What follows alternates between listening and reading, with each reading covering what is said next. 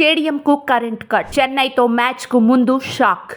Stadium నిర్వాహకులు 1,60,00,000కు పైగా బిల్లులు చెల్లించకుండా విద్యుత్ వాడుకుంటున్నారని విద్యుత్ శాఖ స్పష్టం చేసింది. ఉప్పల్ స్టేడియం వేదికగా శుక్రవారం Sunrisers Hyderabad, Chennai Super Kings మధ్య మ్యాచ్ జరగనున్న వేళ విద్యుత్ శాఖ అధికారులు షాక్ ఇచ్చారు. ఉప్పల్ స్టేడియంకు పవర్ కట్ చేశారు. ఇవాళ రెండు జట్ల సభ్యులు ప్రాక్టీస్ చేస్తున్న సమయంలో ఒక్కసారిగా పవర్ కట్ అయింది. కొన్ని నెలలుగా స్టేడియంకు సంబంధించిన బిల్లు కట్టనందువల్లే విద్యుత్ సరఫరా నిలిపివేసినట్లు అధికారులు తెలిపారు. స్టేడియం నిర్వాహకులు 1,60,00,000కు పైగా బిల్లులు చెల్లించకుండా విద్యుత్ వాడుకుంటున్నారని విద్యుత్ శాఖ స్పష్టం చేసింది. పెండింగ్ బిల్లులు క్లియర్ చేయాలని గతంలో పలుమార్లు నోటీసులు ఇచ్చినప్పటికీ హెచ్సిఏ నుంచి స్పందన రాలేదని, అందుకే విద్యుత్ సరఫరా నిలిపివేసినట్లు అధికారులు స్పష్టం చేశారు. అయితే ప్రస్తుతం స్టేడియంలో జనరేటర్ సాయంతో పవర్ సప్లై చేస్తున్నట్లు సమాచారం.